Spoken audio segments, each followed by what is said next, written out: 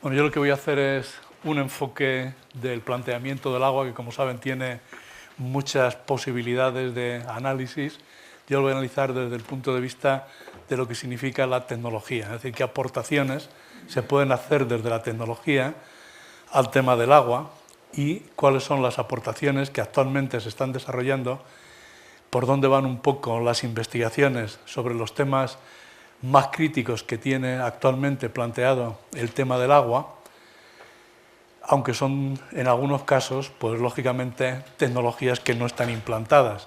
Incluso algunas de las que comentaré ni siquiera se están probando a planta piloto o plantas piloto tremendamente pequeñas. Bueno, sabemos que de nuestro planeta, a pesar de que la mayor parte es agua, la proporción de agua dulce es bastante pequeña. Como vemos, solamente es un 2,5% del agua que tiene el planeta. De ese 2,5% que tiene como agua dulce el planeta, el 0,3% de ese agua está en los lagos y en los ríos. El resto está bien como aguas subterráneas y la mayor parte está en los glaciares y en las nieves permanentes. Esto nos indica un poco de dónde podemos tomar el agua dulce para cubrir nuestras necesidades. Si comparamos, porque están bastante unidos el tema de la energía cada vez más con el tema del agua, y comparamos uno con otro desde el punto de vista de las fuentes de aprovisionamiento, bien sea de agua o bien sea de energía, vemos que en el caso del agua es un recurso muy poco diversificado. Es decir, tenemos prácticamente dos posibilidades de captar el agua para su empleo. Una es el agua superficial, que hemos visto que era solamente un 0,3% del agua dulce.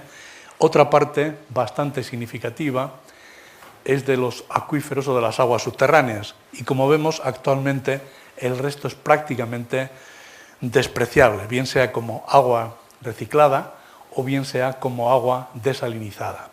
En cambio, si vemos el tema de la energía, la diversidad de fuentes energéticas es muchísimo más amplia. Es decir, tenemos muchas más fuentes, independientemente de que también sea un recurso escaso.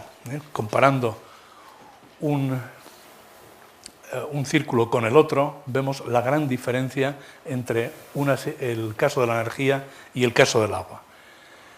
Analizando la posible evolución que va a tener la necesidad de desarrollar tecnologías del agua, tenemos esta gráfica donde vemos la demanda que se espera hasta el año 2030, donde vemos que tiene un crecimiento continuo sin considerar mejoras en la productividad. Y por otro lado, tenemos la oferta, considerando la situación actual de cómo se estima que puede ir aumentando la oferta. Es decir, partimos de una oferta actualmente, vemos cuál va a ser la oferta que se espera y la demanda. Si se tienen en cuenta las mejoras históricas en la productividad del agua, pues lógicamente esa demanda nos va a bajar y también vemos que la brecha remanente del agua, es decir, la diferencia entre la demanda y la oferta, va creciendo a lo largo del tiempo. Es decir, cuanto más nos vamos alejando de nuestra situación, esa diferencia entre la demanda y la oferta va aumentando. Esto indica que es un problema que va a ir creciendo a lo largo de los años. ¿En qué usamos los humanos este agua dulce? ¿Para qué la usamos? Pues hay una diferencia entre los países desarrollados y los países en desarrollo. Básicamente hay tres conceptos para consumir el agua dulce. Un concepto es como agua doméstica, lo que usamos en las casas o lo que usamos en las ciudades. Otro es como uso industrial para todas las posibilidades de fabricar productos, de transformar unas materias primas en otras, transformar otros productos, y tenemos también otro porcentaje. Y después vemos que tenemos un porcentaje importante en el tema de la agricultura. La diferencia principal entre los países desarrollados y los países en desarrollo se encuentra en que en los países desarrollados la mayor cantidad corresponde a fines industriales. En cambio, en los países en vías de desarrollo, el mayor consumo se encuentra en el agua, en la agricultura. Esto nos indica que nosotros, cuando utilizamos el agua, tenemos En un caso, cuando le hacemos uso doméstico o uso industrial, ese agua no la hemos consumido, la seguimos teniendo, la hemos contaminado, hemos introducido sustancias ajenas a lo que es el agua, pero seguimos teniendo ese agua. En cambio, cuando la utilizamos con fines agrícolas, ese agua desaparece. Es decir, es un uso diferente el uso agrícola del uso doméstico y el uso industrial. En cuanto al uso agrícola, que como vemos es un porcentaje bastante grande del uso del agua, en la parte de la derecha vemos la forma de consumir menos cantidad de agua con fines agrícolas, pero eso supondría ahorro. Aquí no hay tratamiento de ese agua. Nosotros podremos tratar el agua si es un agua doméstica o procedente de un uso doméstico o procedente de un uso industrial, pero no. Esa gráfica la pongo exclusivamente para indicar que es posible, mejorando las prácticas agrícolas, tener un ahorro muy importante del agua, especialmente en aquellos países que usan prácticas agrícolas que tienen un gran consumo del agua. Yo de eso evidentemente que no voy a hablar, aunque es un problema muy importante debido a la gran cantidad de agua que se consume con ese fin. Aquí me falta la parte de arriba que no sé por qué no ha salido. Es un poco una serie de comentarios sobre lo que es el ciclo hidrológico. En el ciclo hidrológico se producen una serie de distintos fenómenos y en esos fenómenos que tienen lugar en el ciclo hidrológico se produce una interacción del agua con distintas sustancias según sea el tipo de fenómeno que tiene lugar. En el fenómeno de evaporación, cuando se evapora el agua que tenemos en la Tierra, el proceso es purificador, es decir, el agua que se obtiene a partir de esa evaporación natural pues es un agua más pura, porque los contaminantes se han quedado en el lugar donde se ha producido la evaporación. En el otro fenómeno, que es el fenómeno de la precipitación, es un proceso en cambio contaminante. Cuando llueve, el agua limpia la atmósfera porque está en contacto con partículas que contiene la atmósfera, está en contacto con los distintos contaminantes y produce un proceso de contaminación. Es decir, que el agua de la lluvia es un agua contaminada porque ha estado en contacto con los distintos contaminantes que puede tener el aire. Otro proceso que tiene lugar en el ciclo hidrológico es el proceso de infiltración. Es decir, el agua en contacto con la tierra, una parte de ese agua permea a través de la tierra y ese proceso de infiltración es también un proceso contaminante. Es un proceso contaminante porque está en contacto con el suelo. Y al estar en contacto con el suelo se produce un proceso de disolución de distintos contaminantes que se encuentran en el suelo. Ese agua que ha estado en contacto con el suelo al final acaba formando parte de las aguas subterráneas. Es decir, que el contaminante que tiene el agua o los contaminantes que acaban disueltos en el agua, al final del proceso acaban en las aguas subterráneas.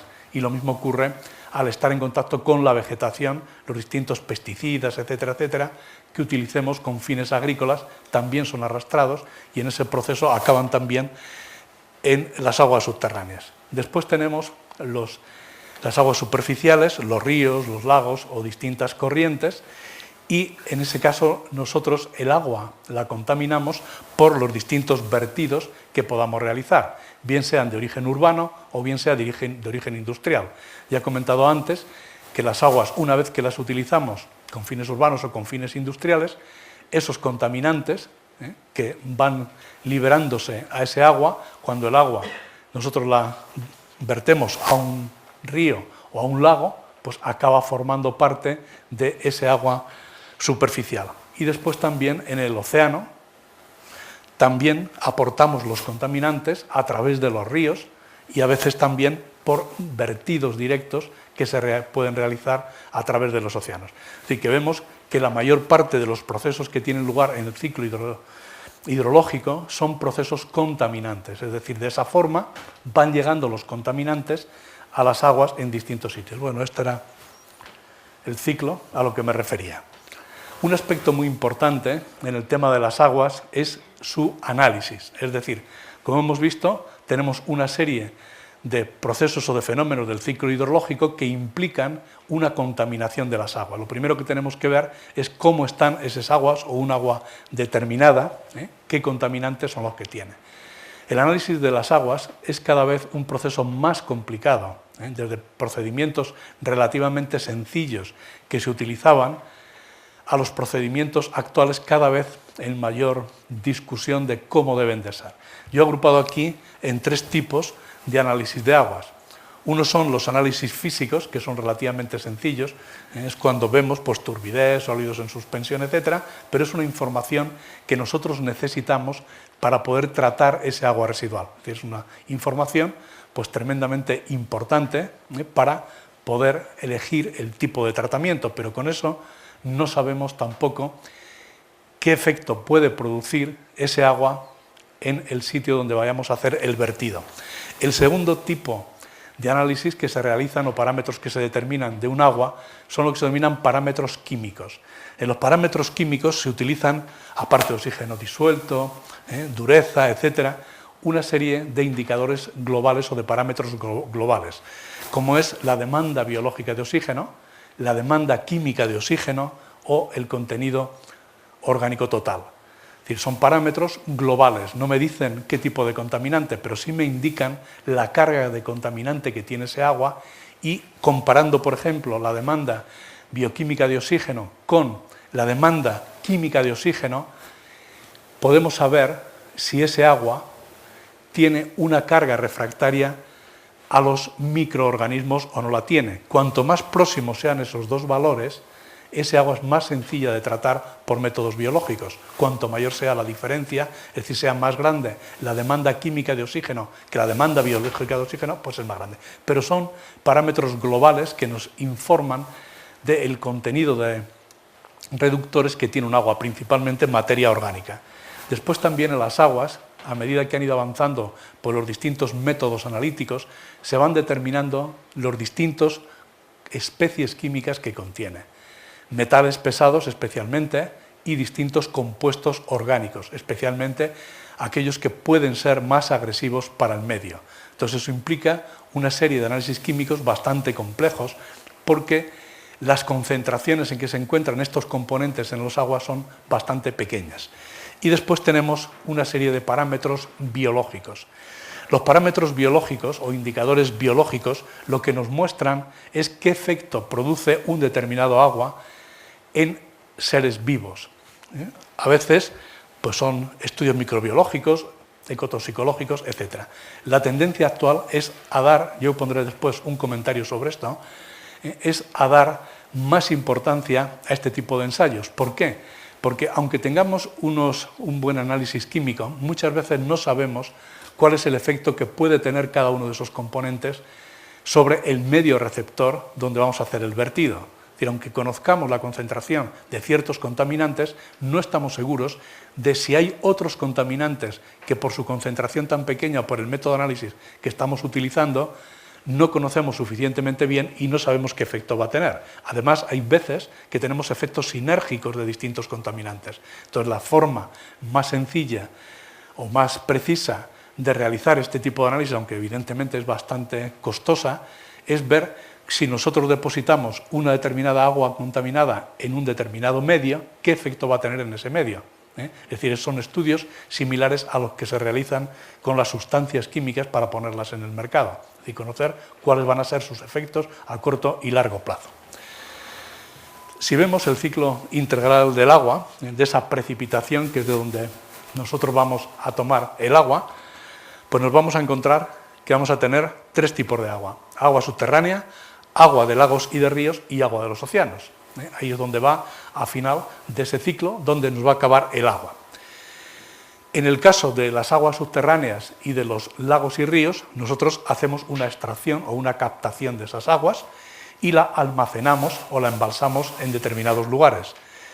De esos embalses, si nosotros la vamos a destinar a usos domésticos, la potabilizamos. Una vez que tenemos el agua potabilizada, el siguiente paso es la distribución del agua.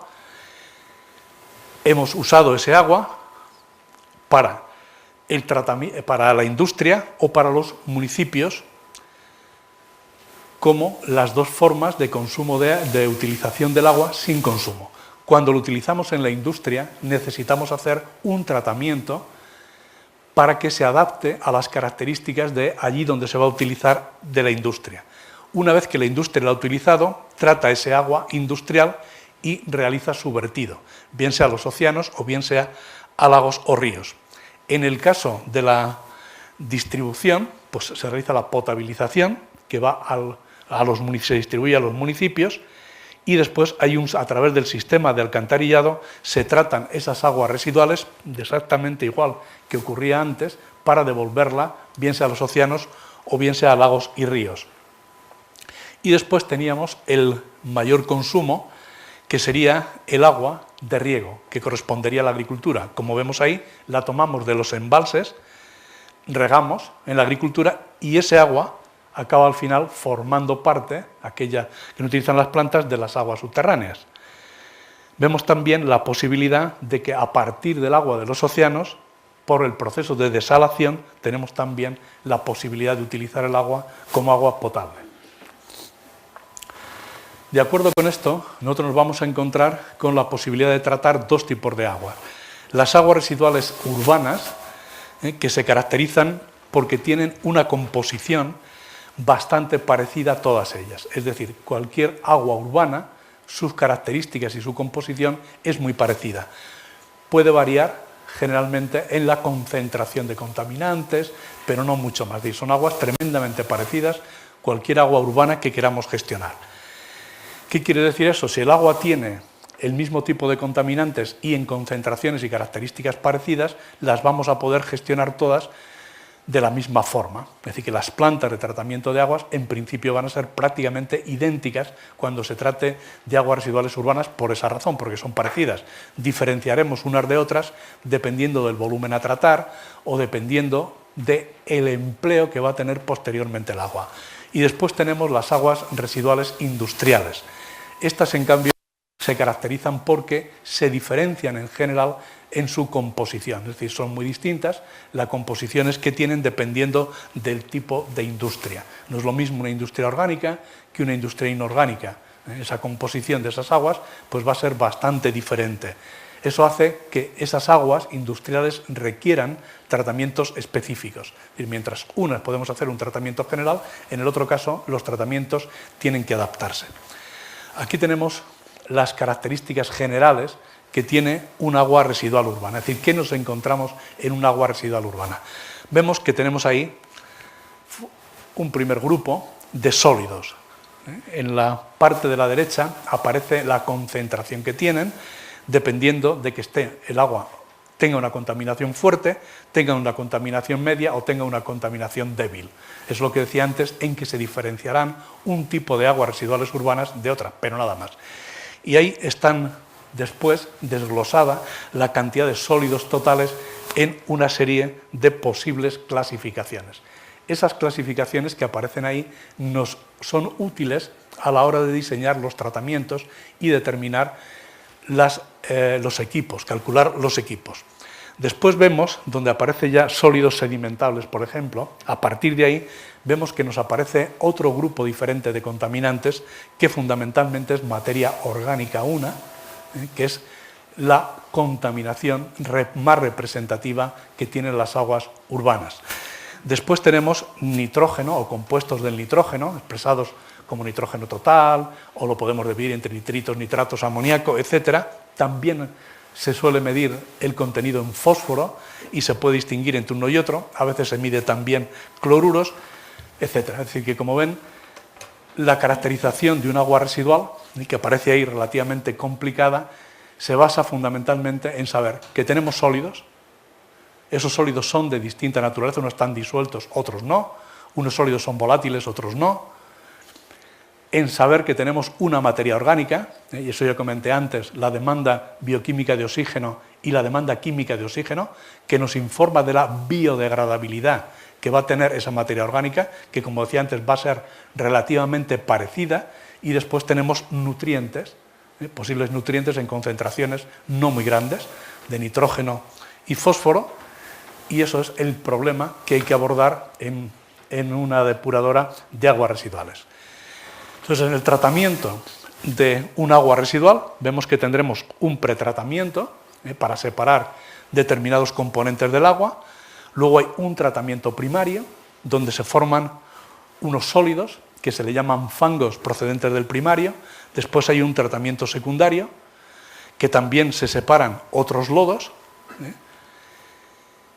Si queremos utilizar el agua para algún fin, podemos recurrir a tratamientos terciarios, que es adaptarlo al fin que se persigue, y quizás en algunos casos de esos tratamientos pues tenemos que hacer una desinfección como aparece ahí.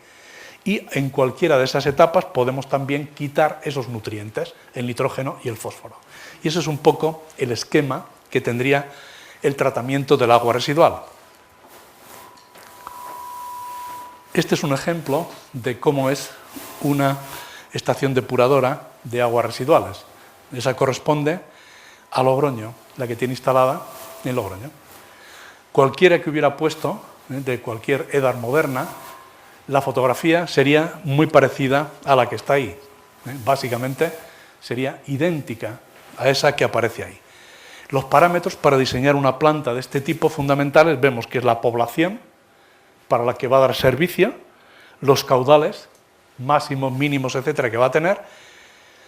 Vemos después que nos aparecen lo que comentaba antes, la demanda bioquímica de oxígeno, la demanda química de oxígeno, los sólidos, y vemos los resultados que se pretenden conseguir. Arriba aparece como agua bruta y los resultados como agua tratada. Y después esos fangos que se formaban como consecuencia del primario y del secundario, pues tendremos que hacer algo con ellos, porque hemos generado un residuo. Entonces, con ese residuo tendremos que ver de qué forma gestionamos ese residuo. Entonces, aquí consiguen un fango con una determinada sequedad que luego comentaré. Y eso es la EDAR. Generalmente, en estas estaciones depuradoras de aguas residuales urbanas, se distinguen siempre tres líneas. Una que se llama línea de agua, que son todos los tratamientos a los que se somete el agua desde que entra en la estación hasta que sale de la estación. Y eso se conoce como línea de agua, es decir, es seguir el curso del agua. Después hay otra línea que se le llama línea de lodos, que es el seguimiento o el conjunto de las operaciones que se destinan a tratar esos fangos que vamos formando como consecuencia de la depuración del agua. Es decir, de la línea del agua veíamos que se formaban unos fangos. Pues eso hace que tengamos otra línea diferente, que son la línea de fangos. Y después, también en los procesos que tienen lugar en la línea de agua y en la línea de lodos, se forman gases. Eso hace que tengamos otra línea más, que es la línea de gases, que son las operaciones que se realizan con esos gases que se forman para evitar que vayan a la atmósfera. ¿Por qué hay que evitar que vayan a la atmósfera? Porque son gases ricos en metano. Y como sabemos, el metano tiene un factor de efecto invernadero que es 21 veces el del CO2. Entonces hay que evitar que ese CO2 alcance la atmósfera primero y segundo, si es posible, aprovechar ese CO2 con el fin de obtener energía. Este es el esquema de lo que se consideran las EDAR modernas o eras modernas. Hay un proceso de rejas, donde se separan los componentes mayoritarios, los componentes grandes. ¿Por qué se tienen que separar los primeros? Porque si no, estropearían la instalación. Después hay un desarenado y un desengrasado, que son arenas que se arrastran por las aguas de lluvia, etcétera, etcétera. Eso hay que quitarlo también, porque impediría el correcto funcionamiento del resto de la instalación. Y lo mismo ocurre con las grasas, que a veces sobrenadan. Después estaría el proceso primario, donde lo que hacemos es separar todos los sólidos que podamos por decantación. Es simplemente, como teníamos esos sólidos que tenemos que reducir, los sometemos al proceso más sencillo, que es un proceso de decantación. Entonces ahí separamos esa decantación. Entonces ya tenemos ahí un fango, que es el fango primario, que son de los sólidos que decantan. Por eso, en la primera análisis que ponía sobre las aguas, distinguía entre sólidos decantables y no decantables. Eso me va a indicar los que van a precipitar ahí, se van a quedar en ese decantador primario. Después hay un proceso biológico cuya finalidad de ese proceso biológico es oxidar la materia orgánica mediante un tratamiento aerobio. Al oxidar la materia orgánica que no ha precipitado allí, estaremos eliminando también materia orgánica, pero estaremos formando también microorganismos. Es decir, esos microorganismos que estamos formando los tendremos que separar. Entonces, hace Eso da lugar a que tengamos otros lodos diferentes, que son lodos biológicos que se forman como consecuencia de todos esos procesos biológicos de degradación de la materia orgánica, y con los tratamientos avanzados también podemos quitar el nitrógeno mediante el proceso de nitrificación, desnitrificación, incorporado, separado, y eliminación de parte del fósforo por aglutinación con esos flóculos que se forman a partir de los microorganismos. Y después, si queremos darle un destino en que el agua necesariamente tenga que estar desinfectada, pues una práctica bastante común es la cloración. No solamente tenemos que poner cloración, sino que a veces se pueden utilizar otras técnicas, como ultravioleta, etcétera, pero cuando va a ir a distancias relativamente grandes o va a estar bastante tiempo, conviene siempre la adición de un poco de cloro, que es el proceso. Y después vemos que con esos fangos tenemos que hacer ese tratamiento de los fangos, que sería la línea de fangos. Al hacer el tratamiento de los fangos se produce metano, con lo cual ya nos daría lugar a esa corriente de gases o a esa línea de gases, para evitar que alcance la atmósfera. Con ese tratamiento del fango lo que tenemos es un fango estabilizado, porque si no hacemos esa operación, ese fango continúa siendo biológicamente activo, se va descomponiendo, y eso es una fuente de problemas, entre otras cosas, por organismos patógenos. Voy a pasar esto un poco rápidamente. Estos son fotografías de una EDA, donde vemos cómo se hace la separación de lo más grueso, que si no estropearía el funcionamiento de los otros equipos. Este es el diagrama. La cuestión es bastante sencilla. Si nos llega una corriente de agua que va arrastrando objetos grandes o relativamente grandes, pues todo eso hay que quitarlo antes de que vayan. Entonces es un sistema mecánico que no tiene, digamos, ningún tipo de transformación. Este es el sedimentador primario, donde quitamos aquellas partículas que son más densas que el agua y acaban cayendo al fondo. Entonces, en este sedimentador primario, como digo, se eliminan aquellas partículas que son más densas que el agua. Si introducimos un dispersante con el oxígeno, en la parte superior eliminamos aquellos sólidos por flotación que sean menos densos que el agua, los vamos aglomerando, y por la parte superior también los vamos quitando. Podemos añadir aquí aditivos para conseguir la desestabilización de los coloides, con lo cual lo que hacemos es que coagulen, que floculen, y vamos separando mayor cantidad.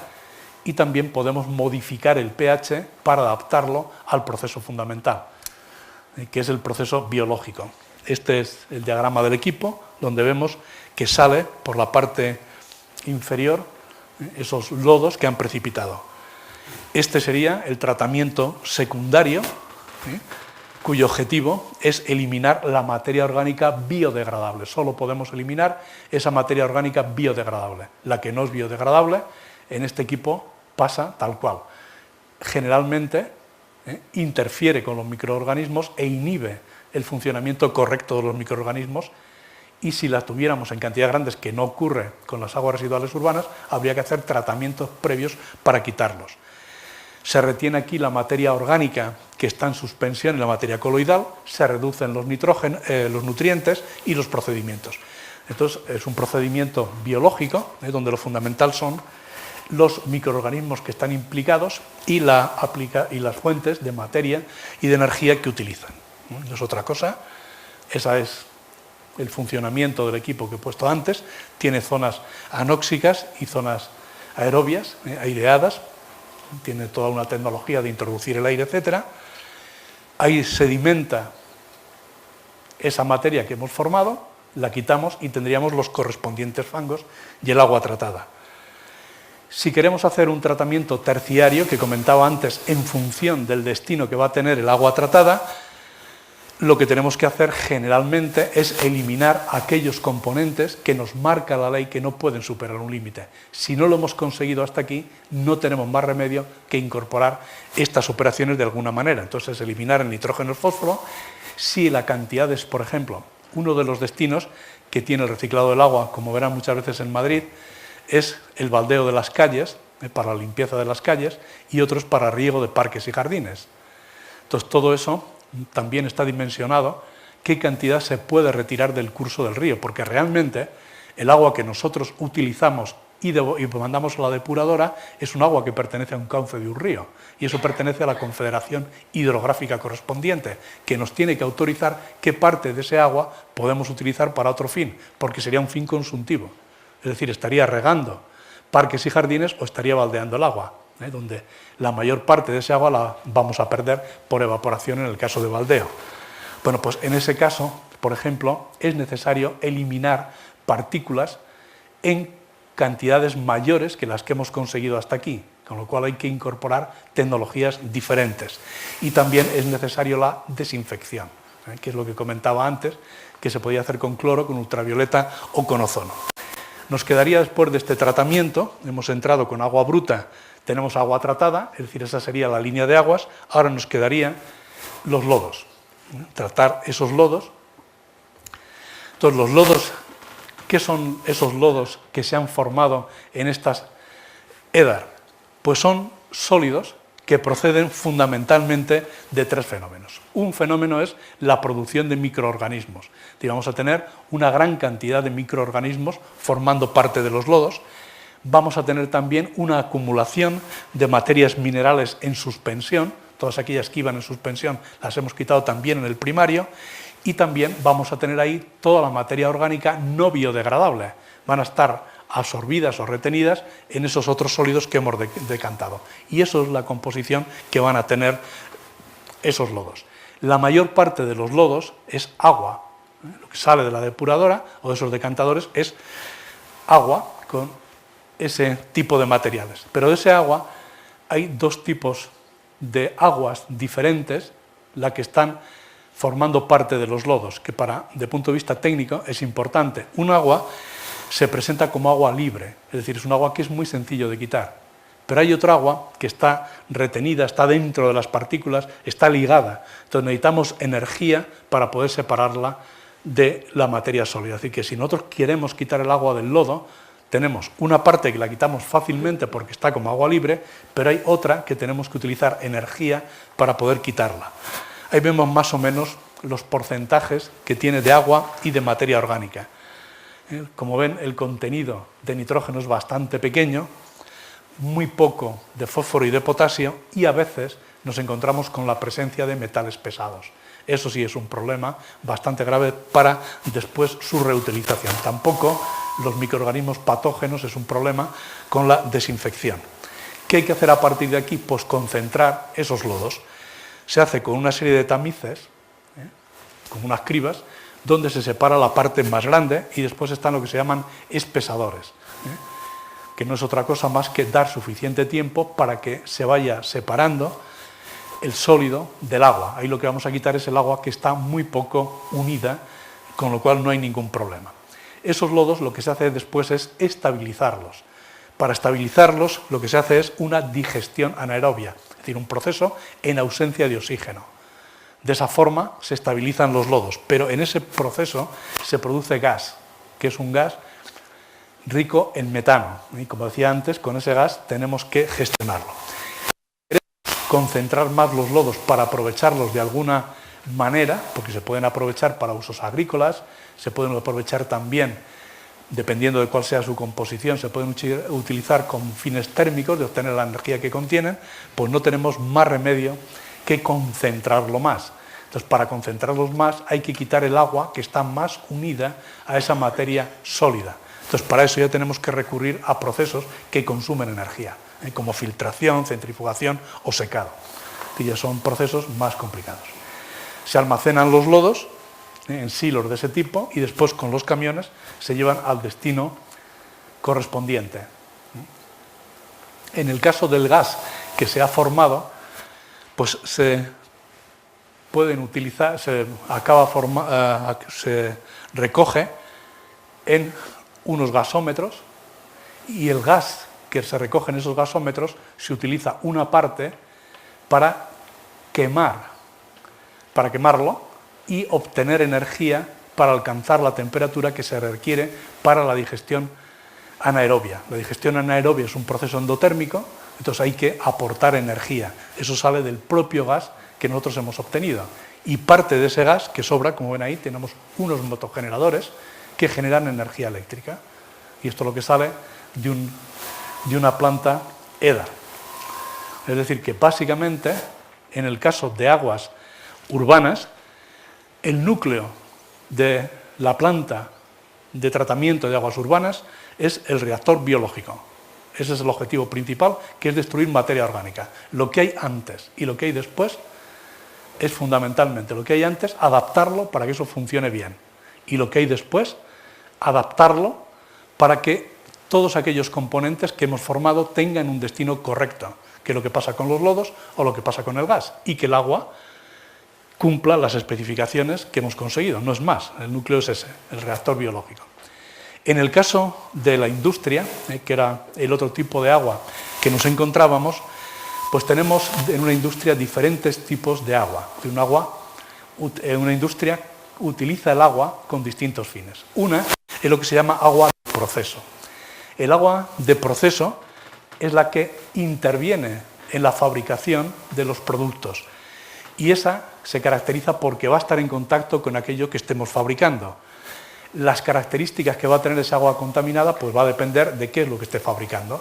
No es lo mismo fabricar un medicamento que fabricar un determinado compuesto sólido, etc. Es decir, cada fabricación pues va a tener unos determinados componentes y eso hace que el agua sea de una determinada manera. Es el agua de la industria que más se contamina. Esa es el agua que más se contamina. Después, la industria también utiliza agua para calderas, tiene que generar vapor. Entonces, en ese caso, ese agua de calderas es un agua que desde el punto de vista de la contaminación no supone ningún tipo de problema. Sí desde el tratamiento de aguas, porque tiene que ser un agua muy pura para que no se formen incrustaciones en la caldera. Pero desde el punto de vista de contaminación, no, porque no está en contacto con los productos de fabricación. Después tenemos otro tipo de aguas que es para enfriar. Aquello es para generar vapor, esta otra es para enfriar. En la industria tenemos que enfriar muchas veces los productos que manejamos. Tampoco se encuentra en contacto con los productos de la industria. Por lo tanto, desde el punto de vista de lo que es la contaminación, tampoco ofrece ningún tipo de problema, porque no está en contacto con los productos que estamos fabricando. Y después, la cuarta fracción del agua que se utiliza es el agua de suministro. El agua de suministro es igual que para el agua urbana. Es para la limpieza general, para los aseos, sanitarios, comedores, etcétera, etcétera. Entonces es un agua exactamente igual que un agua urbana. Esto nos indica que de las distintas aguas que se utilizan en la industria, la que es específica es el agua de proceso. Esa es la que se diferencia de la anterior. Por eso hay veces que las industrias vierten el agua a una EDAR, es decir, a una estación depuradora de aguas urbanas, siempre que no haya tenido contacto con agua de proceso o hayan depurado previamente el agua de proceso. No es nada diferente a lo que estaríamos generando. Las aguas de proceso realmente, desde el punto de vista del volumen, no es demasiado grande. Es entre el 10 y el 30% de las aguas que utiliza la industria. Sin embargo, desde el punto de vista de la carga de contaminantes, la mayor parte de la carga de contaminantes de una industria se encuentra en estas aguas. El resto de las aguas, que se les llama aguas tributarias, pues son mayor volumen de agua o mayor caudal de agua a tratar, pero la carga contaminante es mucho más baja. ¿Qué contiene ese agua de proceso? ¿Qué nos vamos a encontrar ahí? Pues nos vamos a encontrar ahí con materias primas que no han reaccionado, puesto que está en contacto con todo lo que es el proceso de fabricación, pues materias primas que no hayan reaccionado. Vamos a tener también residuos de productos que se han formado, subproductos que aparecen en el proceso de fabricación, lo vamos a tener en ese agua residual. Compuestos auxiliares que se utilizan en la industria y que no se recuperan, pues van a acabar también formando parte de ese agua. Y todo aquello que no se quiere para lo que queremos el proceso de fabricación, normalmente acaba en el agua.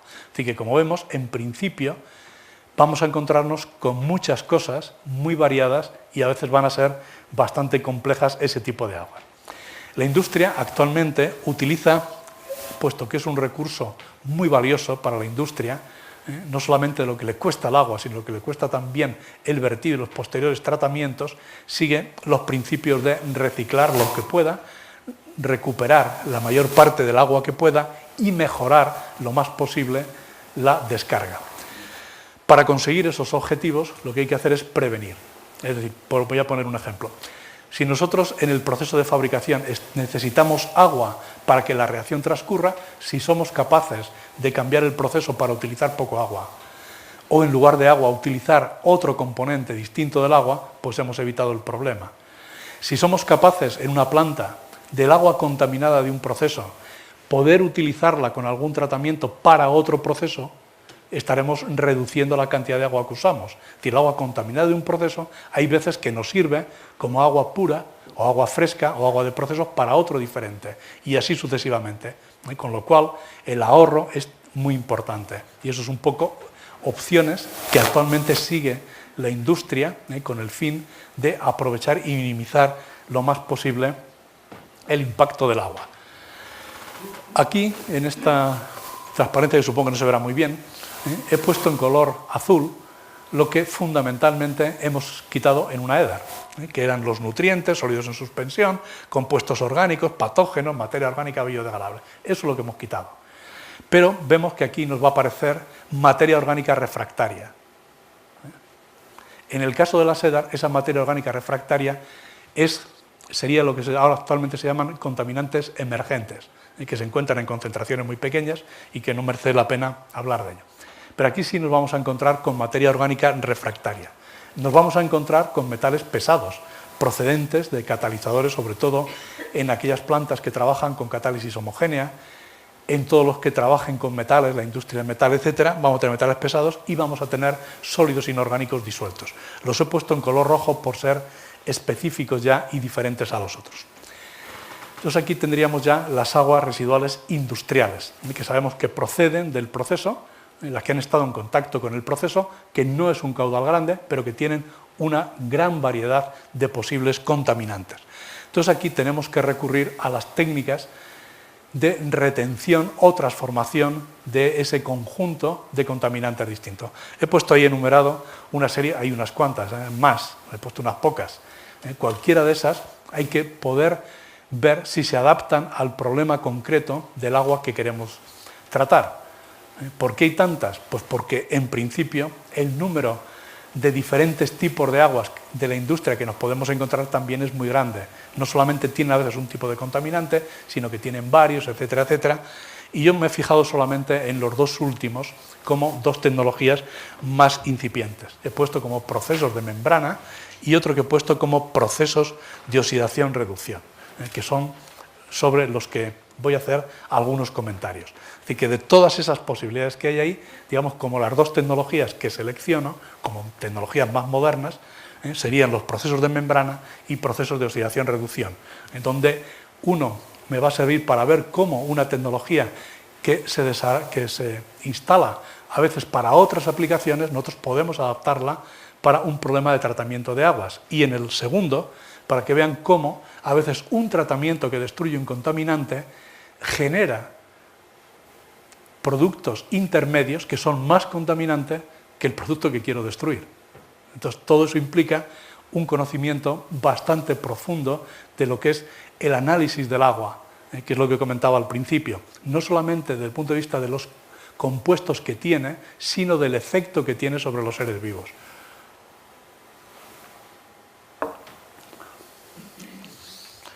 El contaminante que he elegido para analizar esos dos procedimientos y otro que comentaré después es el fenol. Cojo como contaminante el fenol, no solo cojo uno, no. ¿Por qué he cogido el fenol? Pues porque es un compuesto bastante frecuente en las aguas de la industria.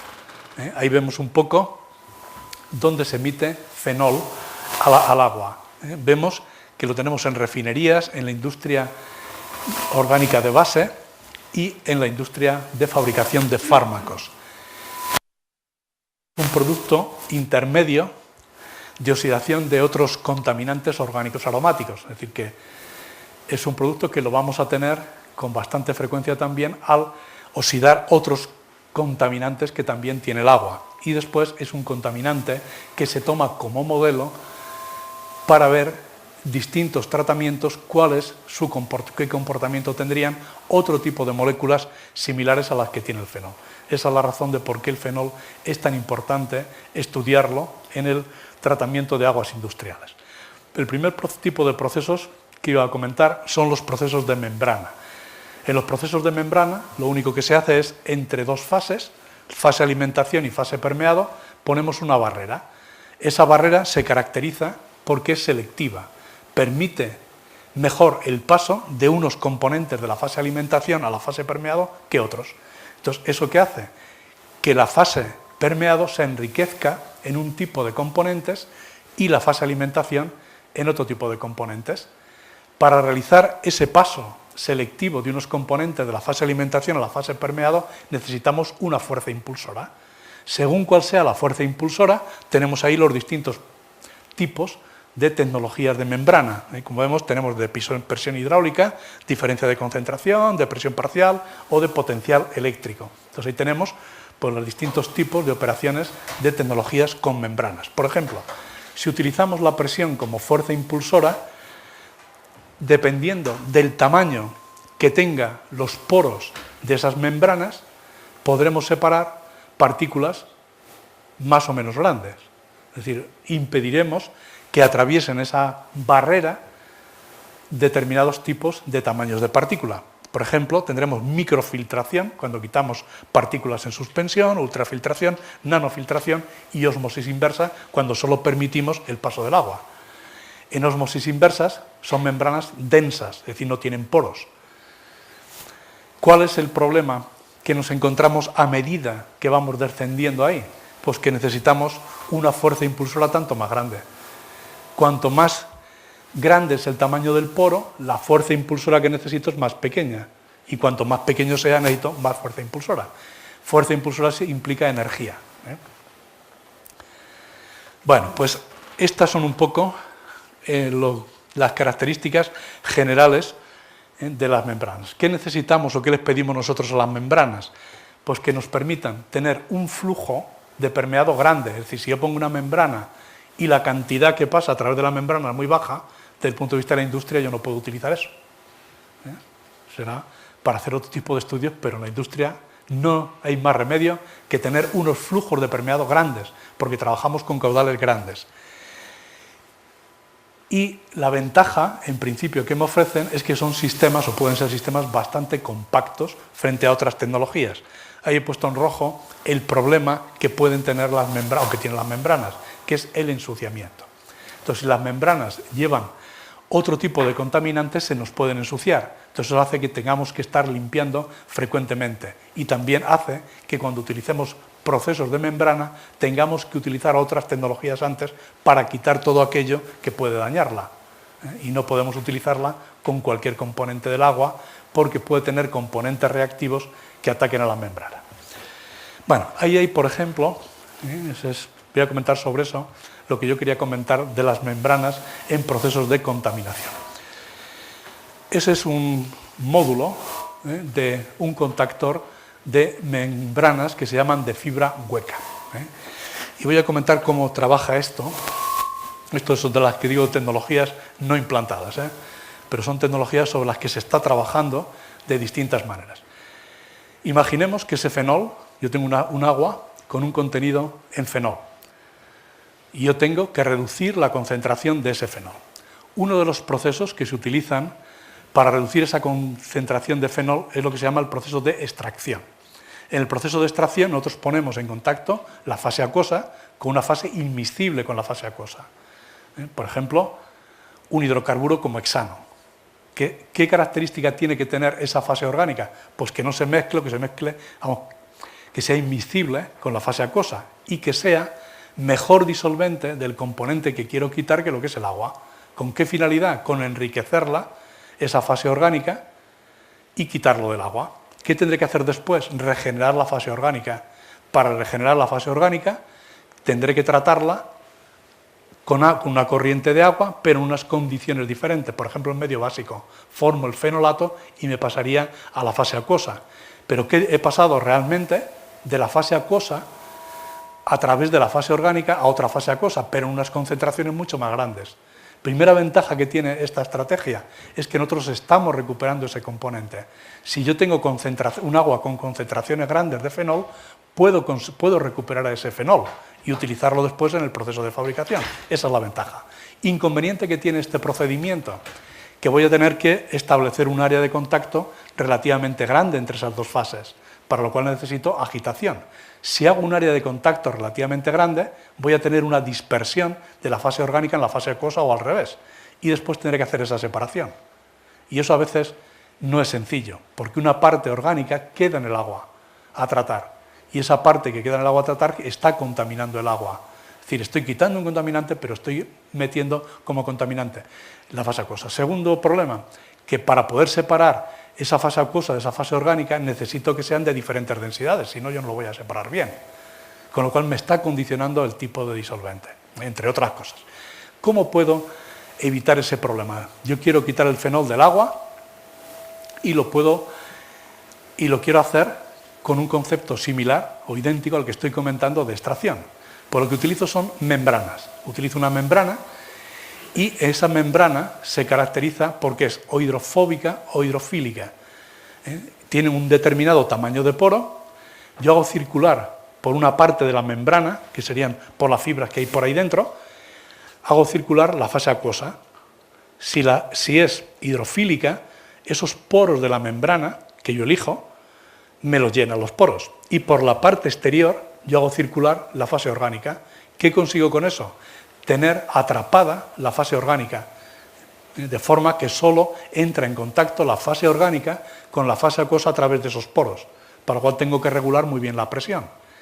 Y después tendré que hacer la fase de reextracción, que lo puedo hacer en otro módulo separado, donde hago lo contrario, utilizando esa fase orgánica cargada en fenol con una fase acuosa.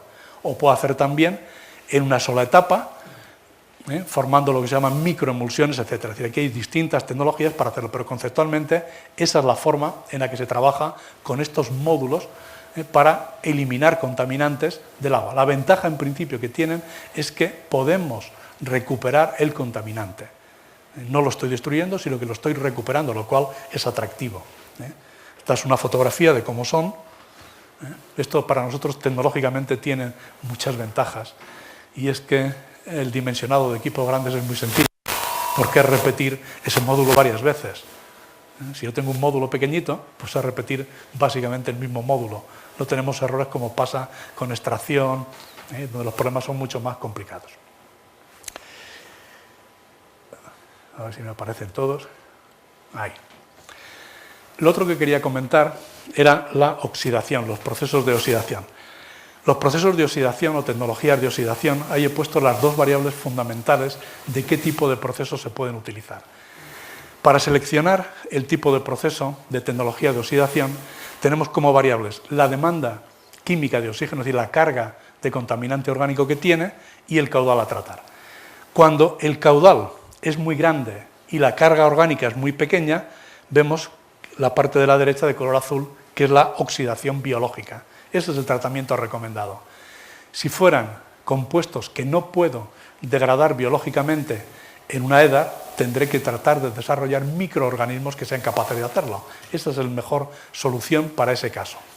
Baja carga de contaminante y caudal grande. Cuando tenemos el caso contrario, un caudal pequeño y una concentración muy grande, la mejor tecnología es la incineración. Es decir, es quemarlo casi como un aceite. Y luego en la zona intermedia vemos que tenemos oxidaciones. Y hay dos grupos de oxidaciones. Lo que está en verde es absorción, que no me voy a referir solamente a oxidación. En el caso de oxidación hay dos grupos diferentes, perfectamente diferenciados. Uno más indicado para caudales grandes y concentraciones grandes, que es lo que se llama oxidación húmeda, y otro que es lo que se llama oxidación avanzada, que es para caudales menores.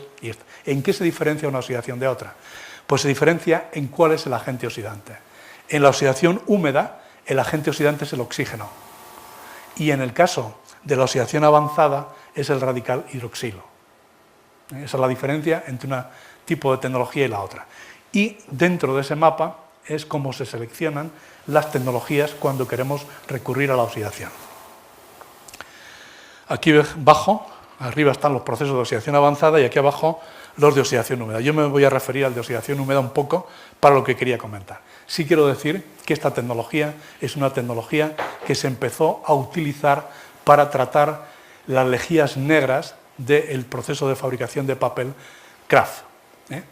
Esas lejías negras eran adecuadas y se desarrollaron para esta oxidación húmeda. Esto no es más que trabajar con oxígeno a presiones y temperaturas relativamente grandes. Eso es lo que es la oxidación húmeda, oxidación con oxígeno. Y actualmente, a partir del año 80, esta tecnología se ha extendido, como ven ahí, al tratamiento de bastantes tipos de aguas residuales. Así que es una tecnología bastante madura, pero que todavía, lo que quiero indicar un poco, tiene necesidad de seguir trabajando con ella para conocer cuáles son sus límites y qué cosas hay que saber para poder aplicarla correctamente.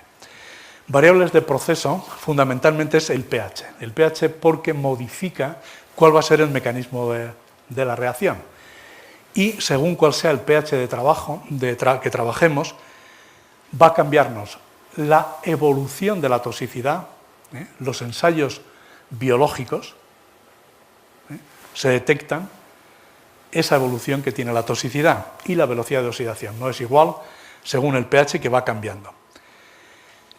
El proceso, las transformaciones que tienen lugar, el contaminante orgánica forma unos intermedios que son no ácidos, unos ácidos, lo cual hace que me modifique el pH, hace que baje el pH y después ya tendríamos el CO2 y agua.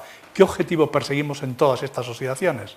Que la materia orgánica se nos transforme en CO2 y agua. Eso lo que se llama es mineralizar la materia orgánica. Y esas son las variables que tenemos del proceso. Bueno, voy a referirme únicamente al pH. Yo puedo trabajar a pH ácido y a pH básico. Si yo trabajo a pH ácido y analizo los productos intermedios que se me forman en la oxidación de fenol, tengo todos esos que nos aparecen ahí. Cíclicos, hidroquinona, catecol, etcétera, etcétera, y ácidos de cadena corta. Como el proceso es un proceso catalítico para aumentar la velocidad de reacción y estoy en un medio ácido, una parte del catalizador, que en este caso es de cobre, pasa a la disolución por lisiviación. Con lo cual en el agua una pequeña parte de cobre también la tendré. La otra opción es cuando trabajo a pH básico. Si trabajo a pH básico, tengo otro tipo de compuestos cíclicos diferentes a los que tengo a pH ácido. Y también tengo una serie de ácidos que generalmente coinciden, pero hay algunos también que son diferentes. Es decir, vemos que los productos que se forman a un pH son distintos si es ácido que si es básico. He dicho antes que además de conocer los compuestos que se nos forman y caracterizar químicamente el agua, era necesario realizar ensayos biológicos. Estos datos corresponden a la toxicidad que tienen los compuestos con el ensayo microtos, que es con una bacteria marina luminiscente. Para entender un poquitín esto, para lo que yo quiero comentar aquí, vemos, el fenol tiene una toxicidad de 16,7, que es lo que yo quiero destruir. Ahí me dan un agua con fenol, cuya toxicidad del fenol es 16,7. Yo formo, como compuestos intermedios, cuando estoy en pH ácido, el catecol, que tiene una, toxicidad, es el inverso de la toxicidad, en este caso. Es la EC50 cantidad de ese componente que yo necesito para causar el mismo efecto biológico. Cuanto más pequeño sea el número, el compuesto es más tóxico. Por lo tanto, veo que el catecol que he formado es peor que lo que he destruido. Y si vamos ya a la hidroquinona y la benzoquinona, todavía mucho peor. Por eso aparecen colores rojos. En cambio, los distintos ácidos, pues vemos que son mucho menos tóxicos. Necesito 247 gramos frente a los otros. En cambio, si me encuentro en pH, vemos el cobre abajo, tremendamente tóxico. Ese lo he generado yo, como consecuencia del proceso catalítico. Y a la derecha tenemos cuando trabajo en pH básico. En pH básico vemos que el compuesto que tenemos más tóxico sigue siendo el fenol, los demás no son tóxicos. Entonces, esto nos obliga a establecer lo que se llaman las rutas de la transformación. Ahí tenemos la ruta de transformación a pH ácido, cómo me van evolucionando los compuestos. ¿Cuándo me encontraré con una toxicidad del agua más grande que me irá aumentando? Cuando esté con esos compuestos intermedios marcados con rojo. ¿Cuándo me irá disminuyendo? Cuando me vaya desplazando hacia la derecha. ¿Dónde tendré que operar? Si por la razón que sea, porque estoy comentando solo aquí toxicidad, pero hay otras razones, de trabajar a pH básico, ¿dónde tendré que trabajar? Tratar de desplazarme lo más posible a la derecha.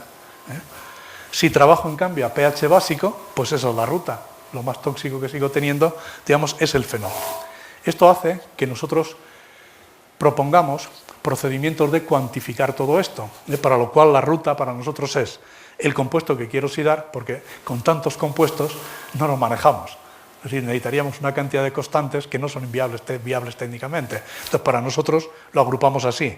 Del contaminante original formo hidroperóxidos, luego tengo unos intermedios tóxicos y luego tengo los ácidos, que son fácilmente asimilables por los microorganismos y biodegradables. Y eso sufren el proceso de mineralización. Entonces, nosotros calculamos con ese esquema que tenemos ahí. Este es el inconveniente que tiene, que no mineralizamos todo cuando trabajamos con ciertos procesos de oxidación.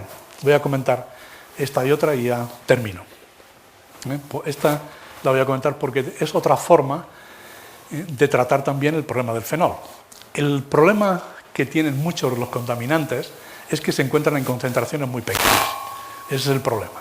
Si yo tengo en un agua que destruir un contaminante cuya concentración es muy baja, sé que el tiempo que voy a necesitar para la transformación es grande, aparte de los problemas que me pueda generar. Eso es así. Cuanto más baja sea la concentración de un compuesto, la velocidad de reacción es más pequeña y el tiempo que necesito es más grande.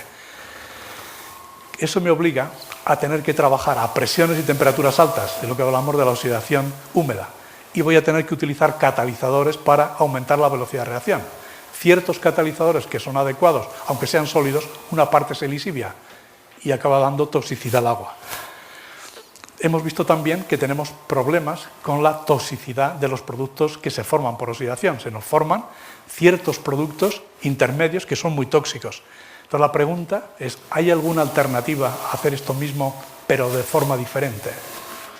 Esa sería la pregunta.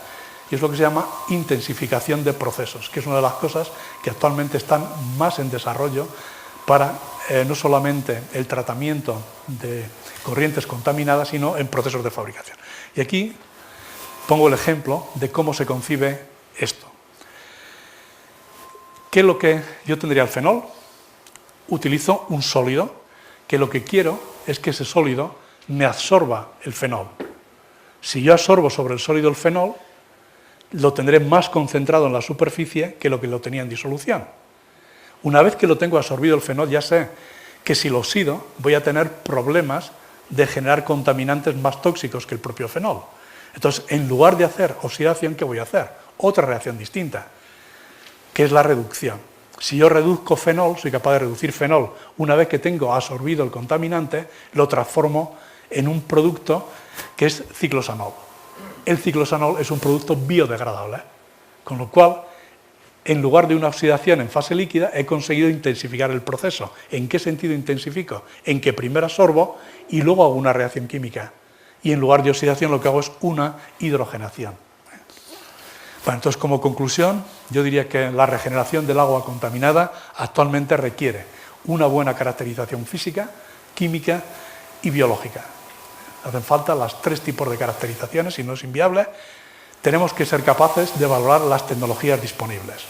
Nos encontramos, ya he puesto solamente algunas, pero hay cantidades ingentes de tecnologías que tendremos que saber valorarla y tenemos también que saber cuál es el destino del agua tratada. No es lo mismo el destino que sea un vertido a un cauce, donde tenemos que cumplir la normativa, que lo vayamos a utilizar para un fin o para otro fin, etcétera, etcétera. Entonces, eso lo necesitamos si queremos seleccionar correctamente la tecnología o secuencias de tecnología, porque actualmente lo que se hace muchas veces es no una sola tecnología, sino secuencias de tecnología. Lo mismo que hemos visto en la EDA, que había distintas etapas, en muchas de estas son secuencias de tecnología. Lo mejor es conseguir en esas secuencias llegar al final a un agua que sea biodegradable, para que el último proceso sea biológico. Eso es lo ideal. Y proponer nuevas tecnologías, es decir, imaginación, para ver qué tecnologías son las que pueden afrontar problemas que nos presentan las que son más valoradas. Bueno, esto es lo que quería decirles. Muchas gracias y me he pasado un poco de la cuenta.